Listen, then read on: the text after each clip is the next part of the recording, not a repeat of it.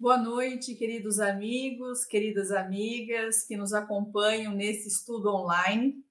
Nós, do grupo de estudos Sueli Caldas Schubert, transmitido pela TV Mansão do Caminho, saudamos a todos. Sejam todos muito bem-vindos.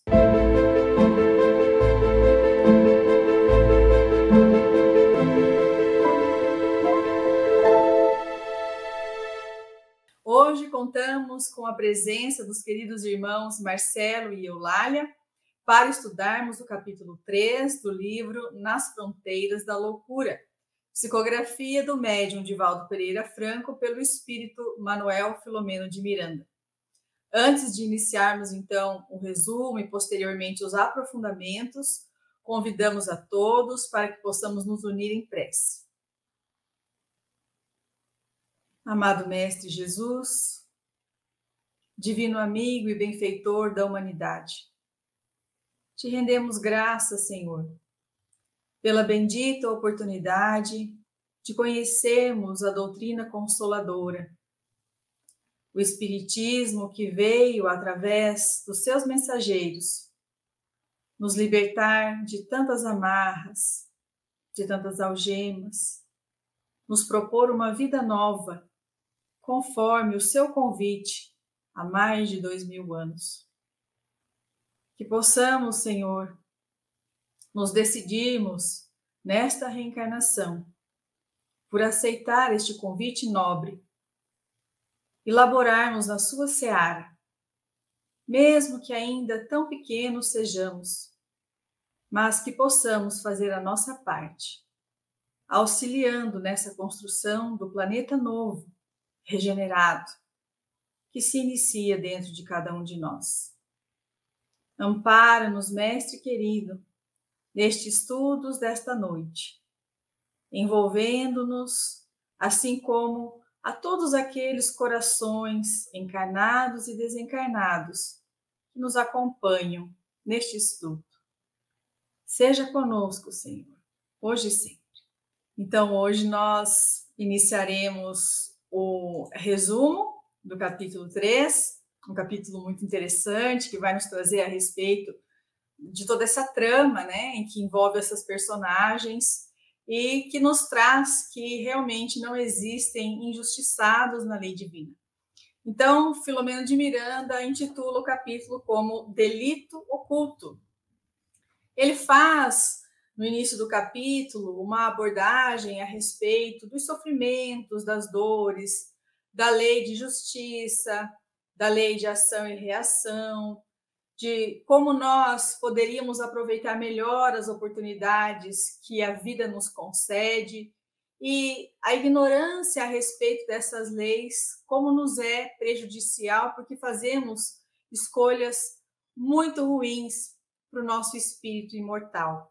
E aí nós pulamos um pouquinho essa introdução que o mentor coloca, mas que recomendamos a sua leitura, porque é realmente muito instrutiva, e vamos para a parte em que estão todos ali, reunidos no quarto da jovem, e o benfeitor Bezerra de Menezes os convida para que pudessem fazer uma análise a respeito do problema que estava ali acontecendo com aquela moça. E aí, então, ele diz que se mantivessem em solidariedade todos aqueles que estavam padecendo de alguma forma no mundo e que fossem, então, participar das emoções daquela jovem sem que eles se deixassem contaminar pelos miasmas do desânimo, do medo, das ideoplastias fantasmagóricas, vitalizadas pela rebeldia e ingratidão ao Pai e ao Cristo amor. Porque Filomeno de Miranda, nas suas elucubrações, nos seus pensamentos, ele estava indo para um caminho não muito feliz.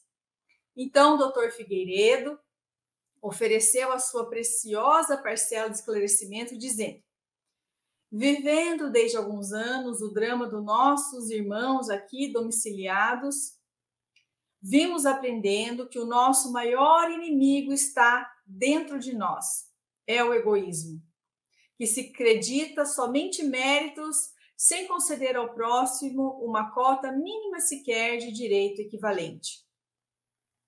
Todo infrator imprime na consciência, na qual se inscrevem as divinas leis, os critérios de resgates em que se fixam os erros.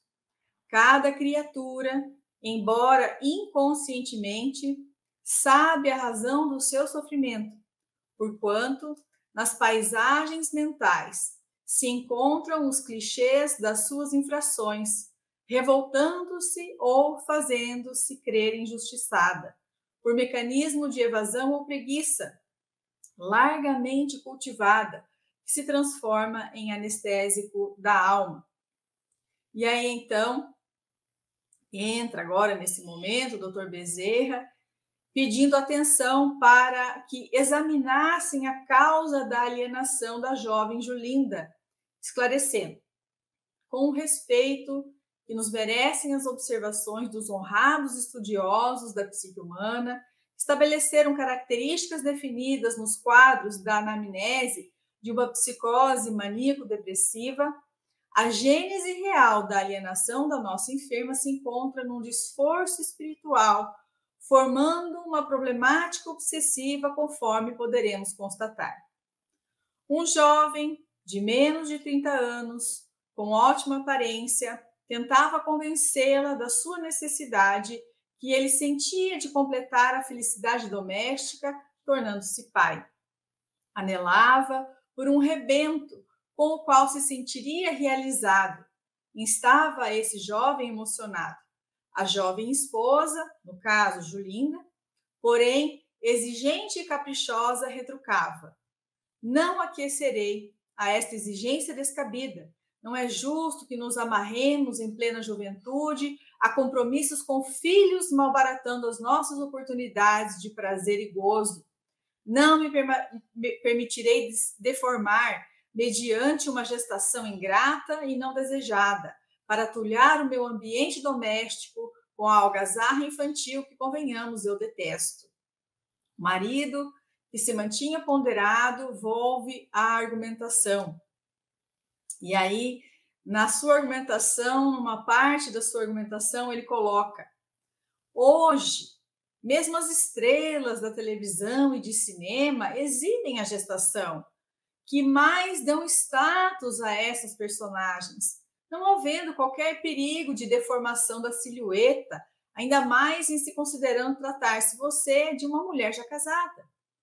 E ela responde: não abdico ao direito sobre o meu corpo. Não aceito a maternidade em hipótese alguma. E aí esse clima de conversação se tornou acalorada, gerando uma discussão dissolvente e uma primeira fissura emocional na aliança conjugal. Depois de alguns minutos, podíamos identificar, dizia o benfeitor, no exame dos clichês mentais de Julinda, um sonho, no qual, acompanhada pelo esposo e venerando a entidade do nosso plano de ação, era-lhe apresentado um espírito que lhe requeria oportunidade para renascer, prometendo-lhe carinho e ajuda. Dizia o candidato à reencarnação em lágrimas: eu te perdoarei todo o mal que me fizeste, recebendo-me nos teus braços, como parte de ti, a fim de que eu recomece ao teu lado. Ajuda-me hoje, a fim de que eu te socorra mais tarde. Parecendo identificá-lo pelos delicados fios da recordação, ela recuou com expressão alucinada, afirmando ser vítima de um pesadelo que havia colocado ela no próprio inferno. A entidade benfeitora, conciliando a situação calamitosa, aclarou: acalma-te, filha, estás na esfera dos sonhos e te reencontras com uma alma à tua vinculada, que te implora ensejo de retorno ao corpo, para fruírem juntos a felicidade de refazimento do caminho, intempestivamente interrompido. Aproveita essa oportunidade, não recalcitres ao aguilhão beneficente. Juventude e aparência são de muito curta duração. Ouve-a e aquece. Mas a moça estava muito perturbada e disse: estou no inferno, os satanases me perseguem, sou inocente, deixe-me em paz, odeio filhos, não os quero, não os aceitarei. O esposo, que se apresentava portador de melhores recursos espirituais e de mais ampla lucidez, abraçou-a, intentando tranquilizá-la, e disse: acalma-te, Julinda. Sou eu, Roberto, teu marido. Raciocina por Deus e ouve. Asserena-te e recebe a dádiva que o Pai nos proporcionará. E ela interrompeu o marido dizendo: socorre-me. Não desejo a maternidade e tu o sabes. Tira-me daqui, ajuda-me. Fujamos antes que eu enlouqueça. As cenas então se apagaram para depois ressurgirem outras não menos graves. Nelas, a paciente experimentava os sinais da gravidez por ocasião do fluxo catamênico e, desesperada, no segundo mês, solicitou um exame de urina onde foi constatada a presença do feto. Sem avisar o seu esposo, ela consertou o aborto delituoso numa clínica que se dedicava ao monstruoso cometimento. Na noite da véspera, sem dizer nada a ninguém, psiquicamente preparada para o crime, sonhou que alguém a segurava fortemente, suplicando amparo. Não me mates o corpo, minha mãe, imprecava o reencarnante. Necessito voltar, precisamos estar juntos. Ajuda-me, se não me atenderes. E ela responde: prefiro a morte a ser mãe. Odeio-te, nunca te receberei, nunca. E aí o espírito diz: verás então. A face do espírito fez-se tão terrificante que ela despertou aos gritos, banhada por auge do suor. Alejando-se, a enferma preparou a cena para o repouso que deveria manter após a liberação do feto pelo abominável método que escolhera. Durante as horas que antecederam ao crime, ouvia o apelo, recordava-se do sonho. Resolvida a ação cruel, justificava-se, tentando repouso mental impossível, como tensão nervosa e descontrole emocional. Afinal, pensava ela, o aborto é coisa tão corriqueira. O médico a tranquilizara, informando da rapidez do êxito para a interrupção da gravidez. Apesar disso, ela não conseguia se acalmar. A cena, fortemente gravada, levava à recordação e aquela voz impossível de se identificar, se fora de dentro ou de fora dela, suplicante, a atormentava. No momento aprazado, ela compareceu à clínica e 2 horas depois, indisposta e livre, retorna ao lar. Nos minutos precedentes ao aborto, por pouco não recuou, em razão de sentir-se louca. Tal o desespero que dela se apossou em face do que ela escutava. Se me matares, eu te desgraçarei. Salva-me, infame. É tempo, ou do contrário, rolarão os séculos na fúria da minha vingança, sem que tenhas paz. Julinda fora até o extremo paroxístico da demência. Matou o corpo do filhinho, que já se agasalhava esperançoso na vida intrauterina. Então agora passamos ao nosso querido Marcelo para ouvir os primeiros aprofundamentos. Olá, amigas. Olá, amigos. É uma grande alegria estarmos mais uma vez aqui e depois do resumo que a nossa Gisele trouxe, nos mostrando os dramas que ocorrem quando as leis divinas não são respeitadas com os propósitos mais nobres e mais sublimes. É algo impressionante, porque logo no começo deste capítulo, vamos ver o autor espiritual falando que na patogênese da alienação mental, sob qualquer aspecto em que se apresente, sempre vamos encontrar um espírito falido, trazendo as injunções necessárias, comprometedoras do passado, para que possa encontrar-se em uma posição diferente, porque as soberanas leis do universo, imutáveis, não podem ser defraudadas. Existe, sem dúvida, um determinismo divino, e ele é o do bem, como asseverou Emmanuel no livro Consolador, na pergunta de número 135, falando que o determinismo divino se constitui de uma só lei, que é do amor para toda a comunidade universal. E quando efetuamos uma intervenção indébita nesta lei, é natural que as consequências venham. Allan Kardec nos traz, em a obra magistral que deu início à doutrina dos espíritos, o Livro dos Espíritos, na pergunta 630, quando pergunta como é que podemos distinguir a diferença entre o bem e o mal. E os espíritos respondem: o bem é tudo que está de acordo com esta lei divina, e o mal, naturalmente, contrário a ela. Por isso há um dever que a criatura deve seguir. Este dever, primeiro, para consigo mesmo, como nos trouxe o Espírito Lázaro em O Evangelho segundo o Espiritismo, e depois para com o próximo, mostrando que há uma sintonia perfeita daquele que se observa, que conhece-se ubicado, localizado, perfeitamente ajustado com esta lei magnânima que regula todas as situações, do micro ao macro. Este dever, que é um aguilhão da consciência, da criatura que já está desperta, vai nos situar nas melhores posições.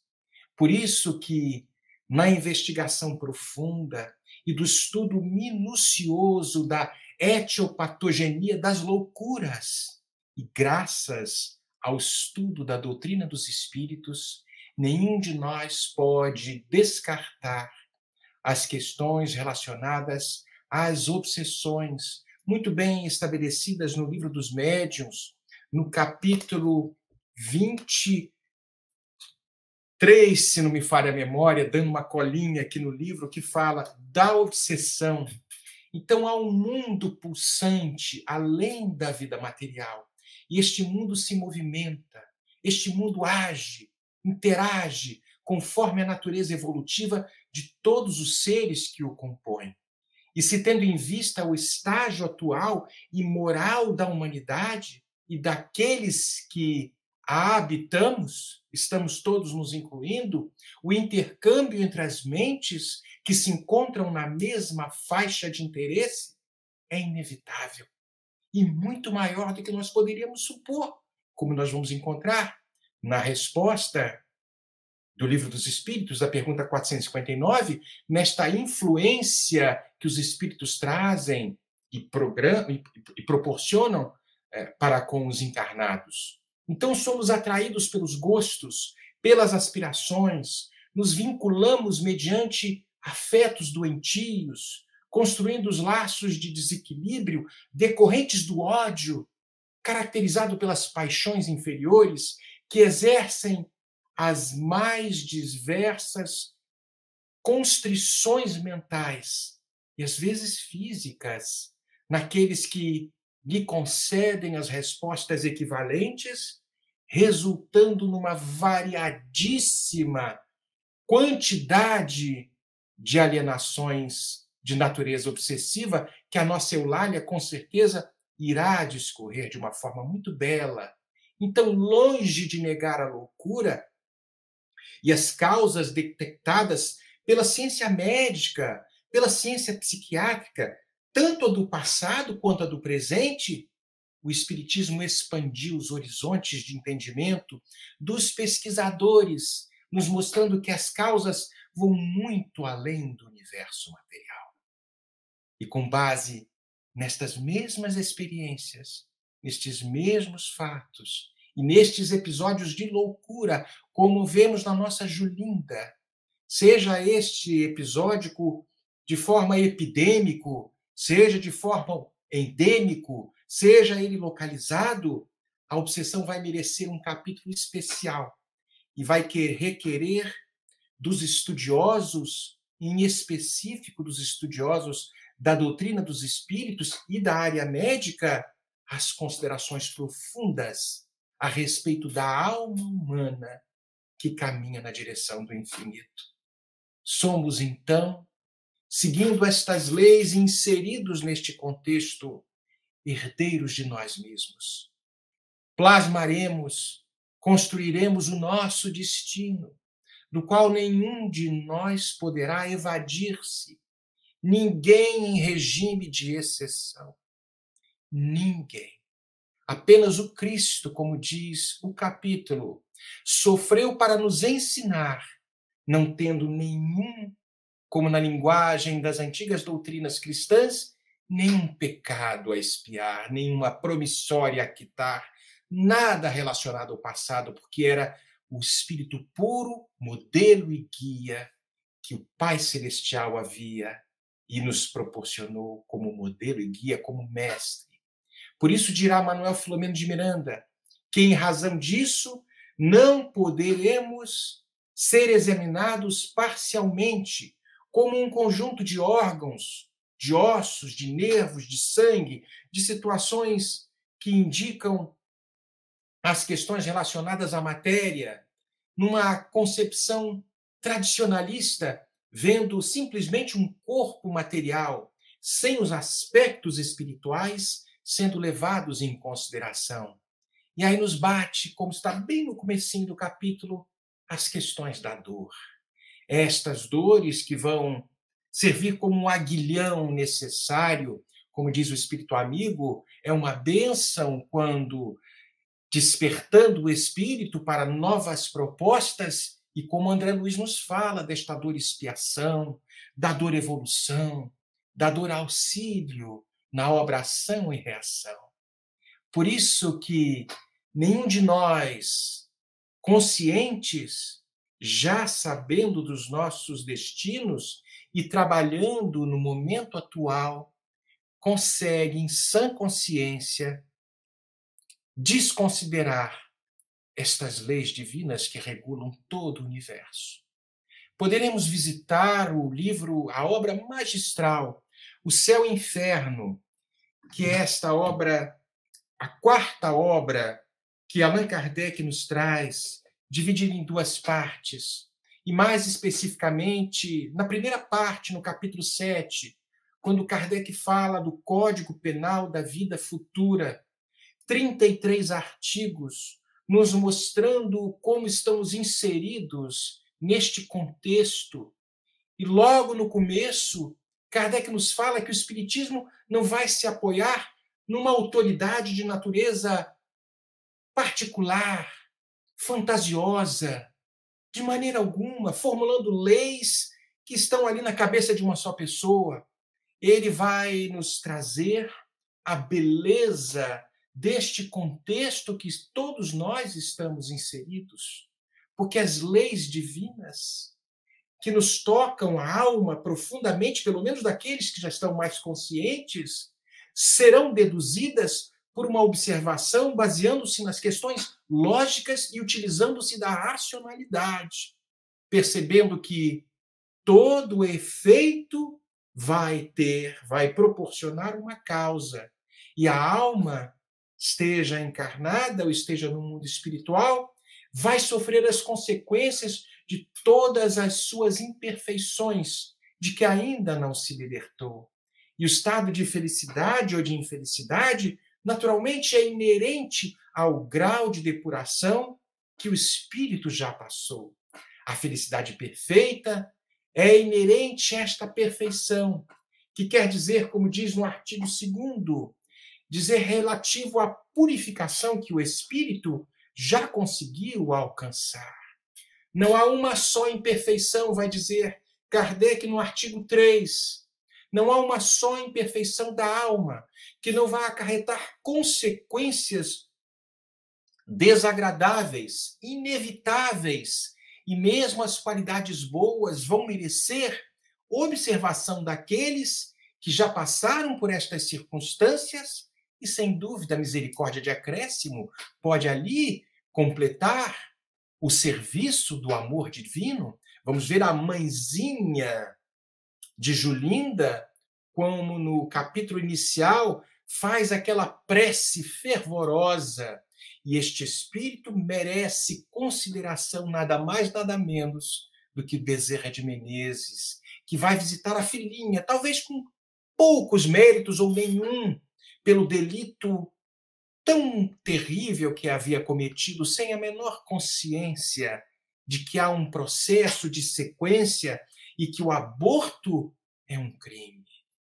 Embora o desconhecimento de muitos, e a nossa Eulália vai com certeza abordar detalhes desta natureza, por isso que a lei do progresso vai ter em cada alma a possibilidade de conquistar o bem que lhe é factível e libertar-se do mal que ainda a possui nos estágios, nos estados de infelicidade que nós muitas vezes relutamos em ainda permanecer.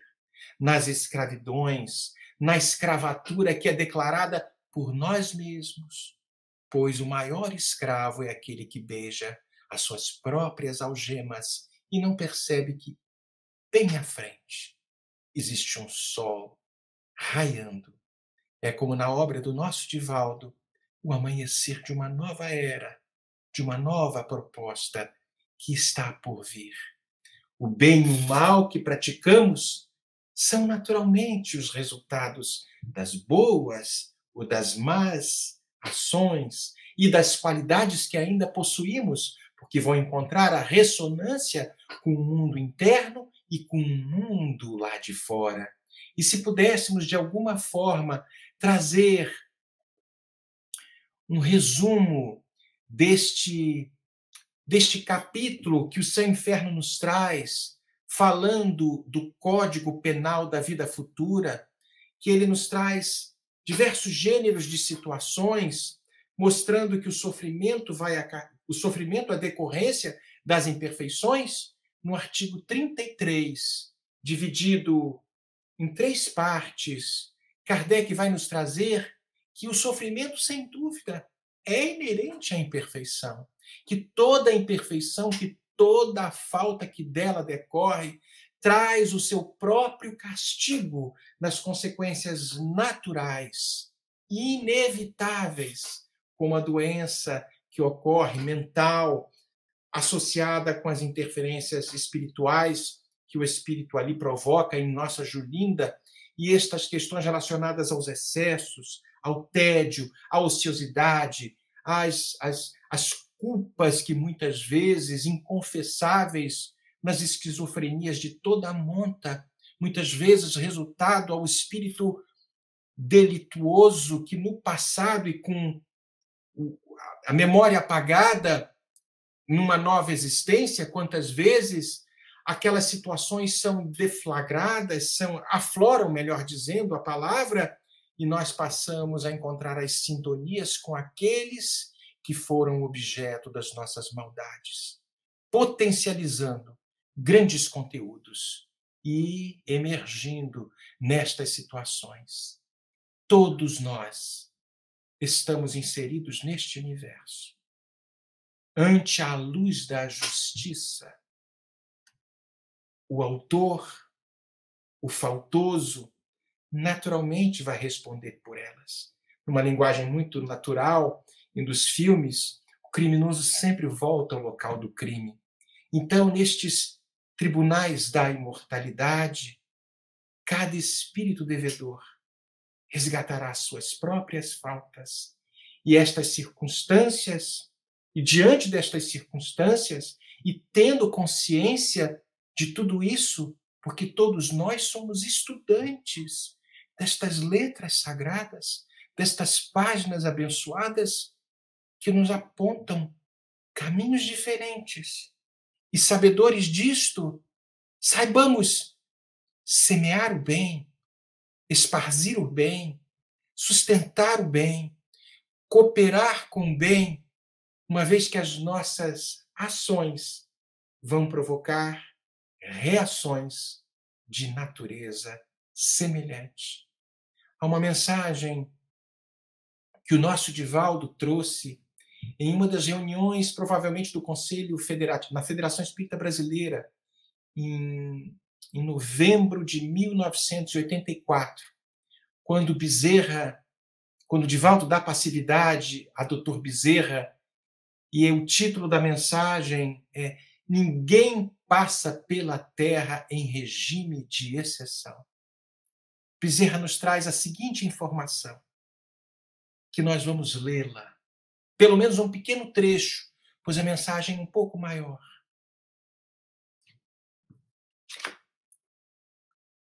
Vós rogastes, antes do berço, a oportunidade do mergulho carnal para construir um mundo melhor. Suplicastes, emocionados, o ensejo de abraçar a doutrina libertadora, para com ela implantar no coração dos homens, e no vosso também, o reino de Deus. Elegestes a hora difícil, a fim de demonstrar o valor do conteúdo doutrinário diante das lutas renhidas que deverias enfrentar. Chegado é o momento de viverdes, quais novos cristãos primitivos, a mensagem de que Allan Kardec foi embaixador especial. Não estranheis, portanto, o campo sáfaro, onde vos encontrais a laborar. Se não podeis impedir os fatores climatéricos, no momento conspirando contra os seminários de mudas que deveis zelar, utilizai-vos dos instrumentos ao alcance para resguardar-vos, resguardando por sua vez a sementeira luminosa. A luta que defrontais é o resultado inevitável do choque das paixões. Tomai por modelo Jesus, o ser mais perfeito que Deus nos deu para servir de modelo e guia, como afirmaram os venerandos mentores da humanidade ao codificador. E utilizando a instrumentalidade da ciência, enfrentai o ateísmo na sua expressão nihilista e utilitarista, com os conhecimentos cimentados no fato da imortalidade da alma, da comunicabilidade do espírito e da reencarnação. Bezerra encerra, mas, sobretudo, vivei a ética do espiritismo, que não é outra senão a ética do cristianismo primitivo. Lutas travaram-nas Jesus e os seus discípulos, porque ninguém passa na terra em regime de exceção. A mensagem segue e nos traz um convite tão atual, apesar de ter sido recebida esta mensagem pela psicofonia do nosso Divaldo em 1984, mas parece que isso encontra um eco nos dias atuais, onde desconhecedores do nosso verdadeiro papel para com nós mesmos, para com o próximo, nos isentamos de forma, muitas vezes, consciente dos verdadeiros deveres.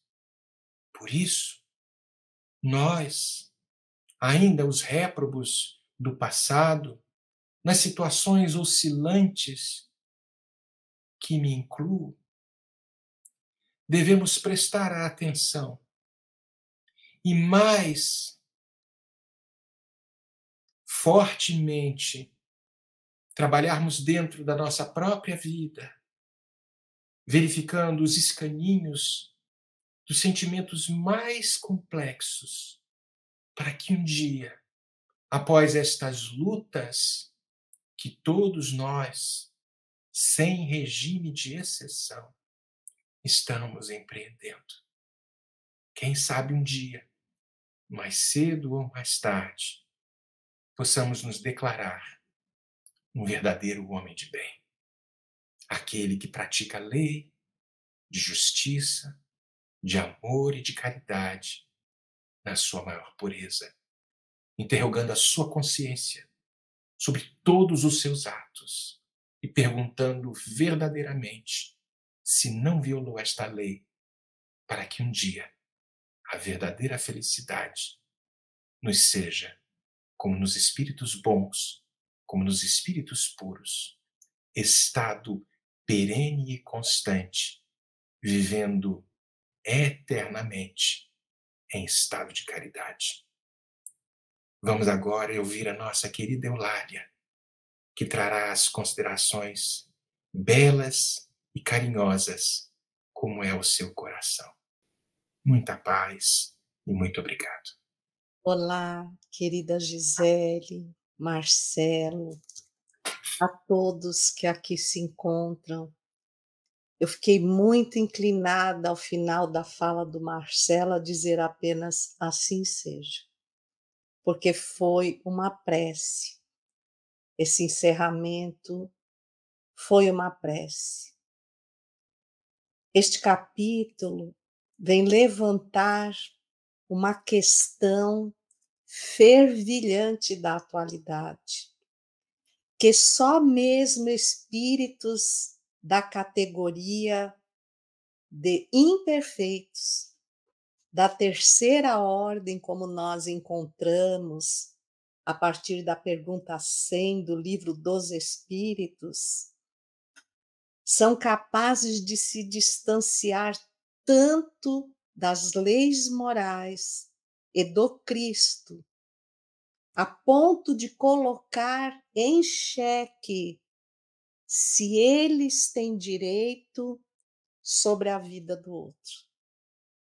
Não importa a discussão de quando essa vida começa, se há um coração batendo, há vida. E se a vida tomarmos uma decisão sobre ela, dizendo que com isso asseguramos o nosso livre-arbítrio ou o respeito ao nosso corpo, e precisamos nos sentir tão poderosos a ponto de assassinarmos e mantermos a consciência tranquila, porque, como bem coloca Manuel Filomeno de Miranda no título desse capítulo, é um delito oculto e, na maioria das vezes, realmente o é. Quando nós olhamos para trás, a humanidade, desde os seus primórdios, ela se debate procurando o meio de ser feliz. E os grandes filósofos desfilam em todas as eras, oferecendo os seus conceitos de felicidade. E embora a doutrina espírita seja tão clara, e nós vamos encontrar na pergunta 921 do Livro dos Espíritos, já na quarta parte, Esperanças e Consolações, concebe-se que o homem será feliz na Terra quando a humanidade estiver transformada. Mas enquanto isso não acontece, poderá conseguir uma felicidade relativa? E os espíritos iniciam a resposta dizendo: o homem é quase sempre o artífice da sua própria infelicidade. O homem que se acha bem compenetrado do seu destino futuro não vê na vida corpórea mais do que uma estação temporária. É como uma parada momentânea numa hospedaria precária.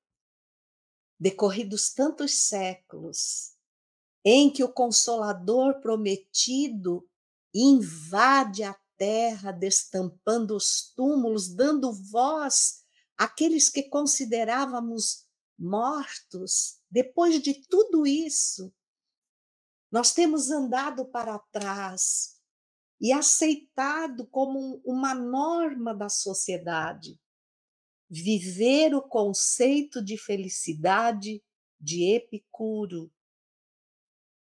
A felicidade se baseia no poder, no prazer e no hedonismo, o culto ao corpo, à beleza, ao qual a nossa Julinda se apega, esquecendo o que está dito no capítulo anterior, no capítulo 2, quando Bezerra informa quem era a paciente que iria ser visitada.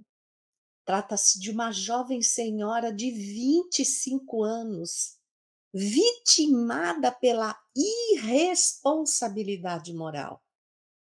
Apesar de haver nascido por intermédio de abnegada benfeitora, ou melhor, abnegada genitora, que se comprometeu a ampará-la. Isso se repete sempre no espírito imperfeito. Ele suplica pela reencarnação. Ele aceita as proposições dos benfeitores amigos. Qualquer coisa vale para ele, a fim de anestesiar a mente pela bênção do esquecimento e não sentir a loucura que lhe invade a consciência e que a cada instante se torna um grito de tortura efetivado pelos seus perseguidores. Mas tão logo ele conquista essa oportunidade, ele se sente no direito de negar ao outro aquilo que suplicou para si mesmo. Quando a Gisele fazia o resumo, talvez pela sensibilidade de mulher e mãe, ela deu ênfase quando pronunciou as frases: não abdico ao direito sobre o meu corpo, pronunciada por Julinda. Mas ela esqueceu que foi exatamente o direito ao seu corpo que a levou para a sexualidade irresponsável. Porque nos dias atuais há tantos métodos preventivos que, se eles porventura forem seguidos e falharem, nós temos que levar em conta que a partir daquele momento já não decidimos somente por nós. Nós estaremos cometendo um grave deslize.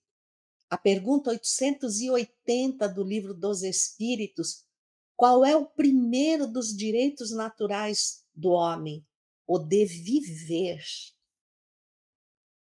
O Livro dos Espíritos também, em sua pergunta 357, nos fala do mesmo assunto, agora visto pelo ângulo do espírito a quem foi negada a oportunidade de viver.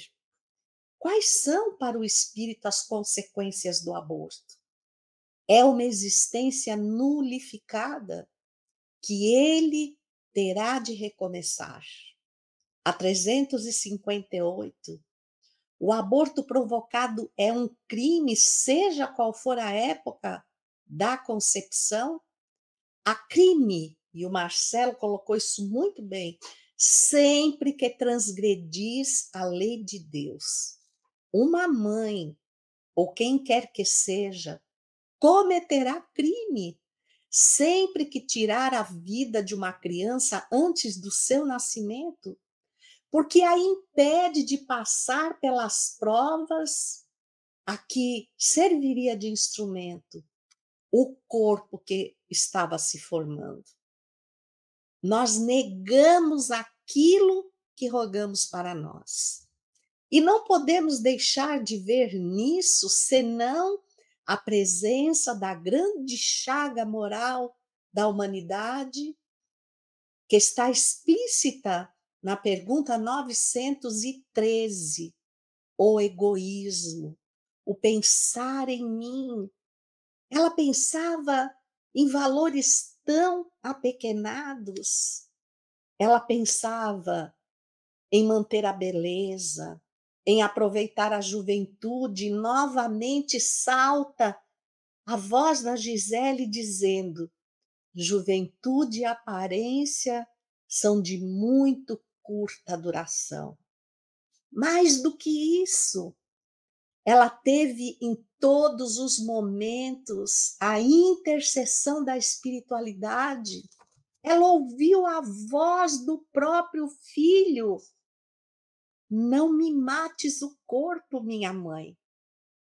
Pensar que todo um processo, primeiro de planejamento, segundo de conscientização desse compromisso, para que ela não o esquecesse quando, desprendida do corpo juntamente com seu esposo Roberto, é levada ao mundo espiritual, por veneranda a entidade para relembrar-lhe o compromisso que ela de maneira alguma poderia refutar.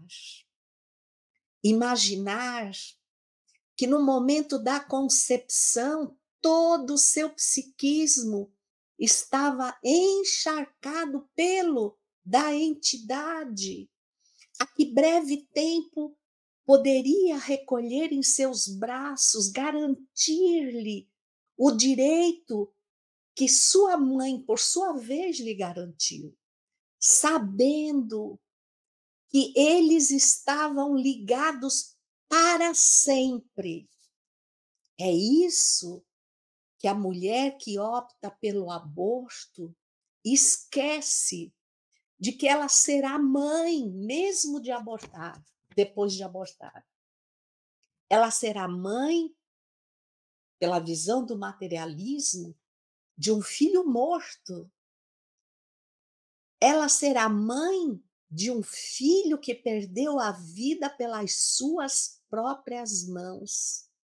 Eu nunca me esqueço uma história de Bezerra de Menezes, que foi procurado por uma mãe desesperada, com um filho de aproximadamente 5 anos em seus braços, rogando ao doutor Bezerra que intercedesse, porque ela não tinha nenhum recurso para a sobrevivência e agora encontrava-se grávida. E ele lhe pergunta, com medo do que ela vai dizer: e que tipo de ajuda esperas que eu te ofereça?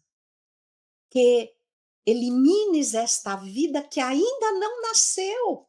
Esse ainda não nasceu não quer dizer que não exista, porque será mais um a morrer de fome. E Bezerra disse-lhe: então entrega-me o filho que está em teus braços e eu o matarei. E ela disse: não, ele não, mas ele é tão teu filho quanto o que, confiando a própria vida a ti, refugia-se em teu ventre. Qual é a diferença? E naquele momento, a mãe recua. A mãe, então, decide seguir adiante. Já que esse psiquismo envolve o da própria mãe, a fim de que passe para o seu corpo a ordem de formação, de delinear o corpo que irá nascer segundo as necessidades morais daquele espírito. No caso de Julinda, embora ela imaginasse que tinha se livrado do problema, ela esqueceu-se que os psiquismos entrelaçados permitiram que aquele espírito cujo corpo foi descartado. Descartado. Aqui a gente não fala nem de reciclável, porque agora nós temos muitas vezes mais cuidado em descartar o lixo da nossa casa, para não poluir mais a ambiência da terra do que descartar uma vida humana. Usando para isso desculpas injustificáveis e aumentando a olhos vistos os processos obsessivos na Terra. No parágrafo 7 desse capítulo, Manuel Filomeno de Miranda nos coloca uma reflexão excepcional. Não existe, portanto, uma dor única na alma humana que não proceda do próprio comportamento, sendo mais grave o deslize que se apoia na razão, no discernimento. E Julinda o tinha. Julinda o tinha. Não se trata, por exemplo, das situações de hipnoses em que o sugestionamento da entidade cruel conduz a pessoa àquilo que nós chamamos de suicídio, sem nos darmos conta que muitas vezes aquela criatura não se suicidou, ela foi suicidada. Não se trata disso, ela tinha clareza, ela recebeu todo tipo de súplica de sua mãe, de seu marido, da espiritualidade do próprio filho. Então, nós fomos buscar no livro de Manuel Filomeno de Miranda, Nos Bastidores da Obsessão, num dos capítulos iniciais, examinando a obsessão, no item Perante os Obsidiados, sempre que há obsessão, convém analisar em profundidade a questão da sintonia entre os dois espíritos. E a sintonia entre eles se estabelecia de vidas anteriores, por débitos morais um com o outro, tanto que Julinda, quando ouviu, ela se assustou, ela recuou, ela ficou apavorada, porque com absoluta certeza, naquele momento de desprendimento do sono, seu espírito recordou-se do compromisso assumido com ele de resgatar as deficiências, os equívocos morais do passado. Diz-nos ainda mais Manuel Filomeno de Miranda: todo problema obsessivo procede sempre da necessidade de ambos os espíritos em luta aflitiva.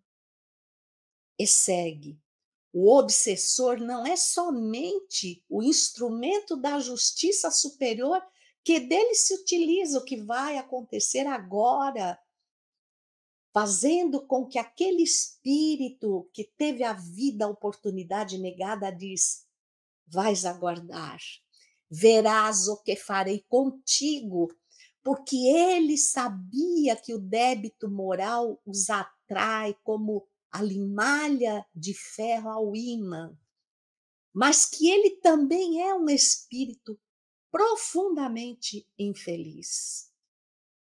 Nós vamos lembrar também do livro Pensamento e Vida de Emmanuel, no capítulo Culpa, porque o que ela sentia naquele momento era a culpa. E ele diz assim: quando fugimos do dever, precipitamos-nos no sentimento de culpa, do qual se origina o remorso com múltiplas manifestações, impondo-nos brechas de sombra aos tecidos da alma. E o arrependimento, incessantemente fortalecido pelos reflexos da nossa lembrança amarga, transforma-se num abscesso mental, porque a culpa forma a ideoplastia. A ideoplastia alimenta os espíritos envolvidos, no caso, Julinda e aquele que deveria nascer através dela. Toda a deserção do dever, continua Emmanuel, traz consigo arrependimento, que alentado no espírito, porque a consciência dele sabe o que ele fez, se faz acompanhar de resultantes atrozes, exigindo por vezes demoradas existências de reaprendizado e restauração. O esposo lhe disse: este é o melhor período para construirmos uma família.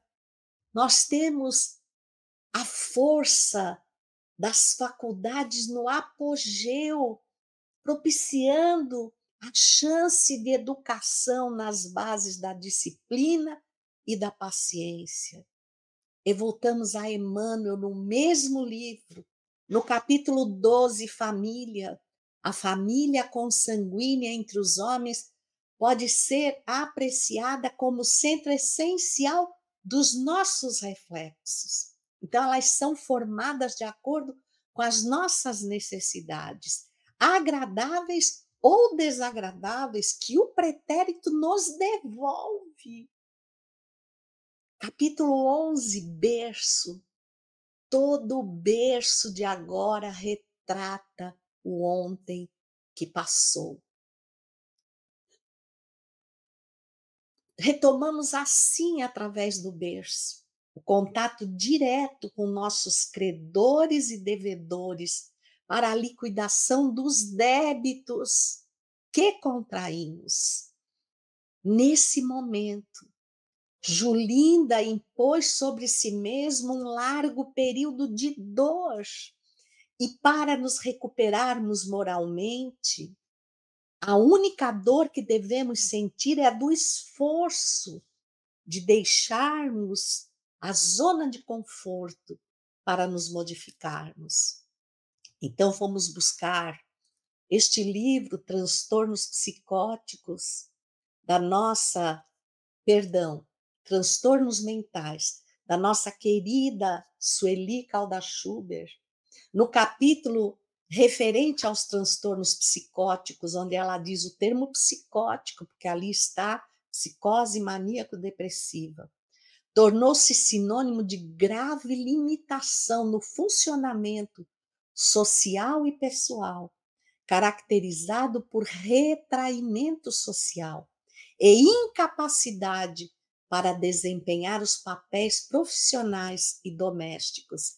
Agora, Julinda, que queria fugir ao dever previamente assumido, ao invés de compartilhar a alegria do filho no lar feliz, que as bênçãos dos benfeitores, as bênçãos intercessórias lhe prodigalizaram, ela encarcerou-se com ele na cela terrível da culpa, do remorso e da sensação de vingança por parte dele.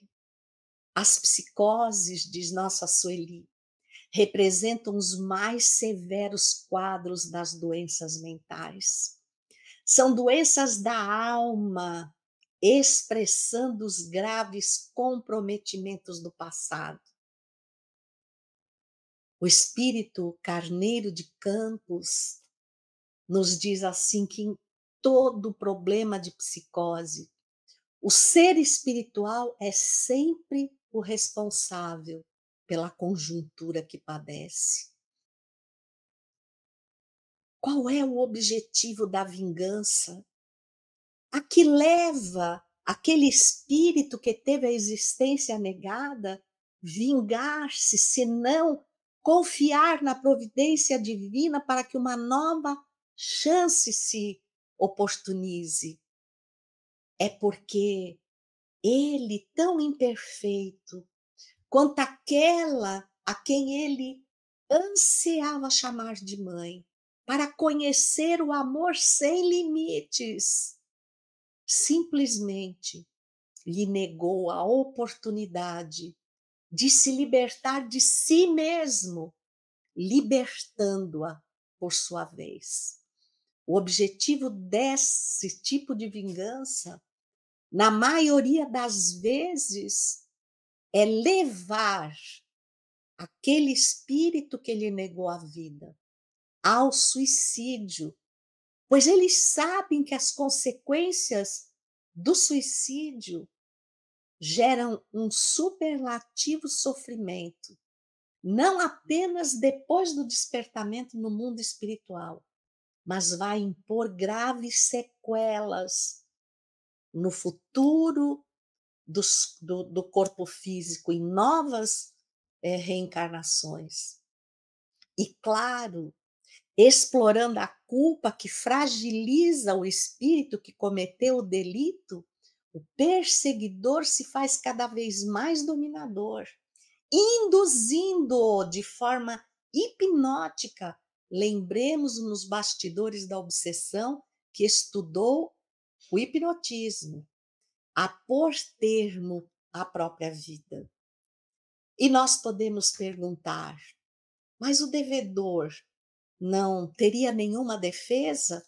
E a resposta, para encerrar a nossa reflexão de hoje, no livro Transtornos Mentais, sim, tem.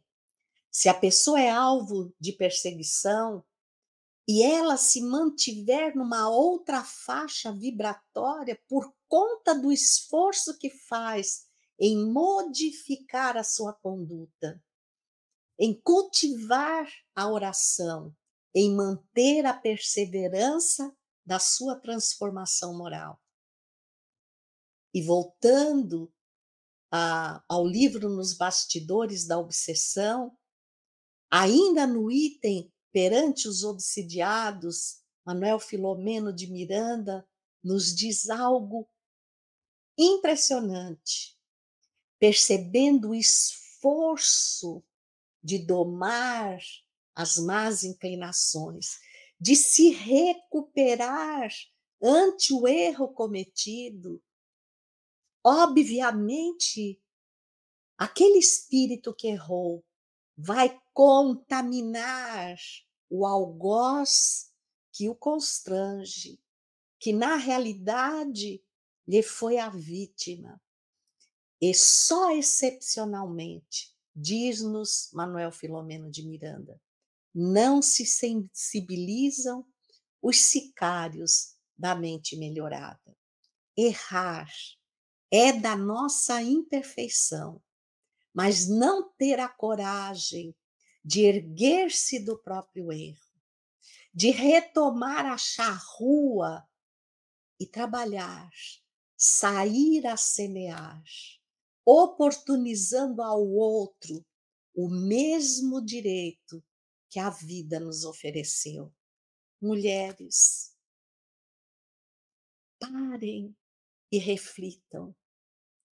Nós estamos tendo a bênção da oportunidade e a máxima confiança do Cristo de que permitiremos, através do corpo, que se materializem na Terra milhões, bilhões de espíritos, alguns associados conosco, como nós, vêm resgatar o passado, e outros que, dando-nos a mão, mergulhando no corpo, como o caso da genitora de Julinda, vêm nos ajudar a fazer a travessia.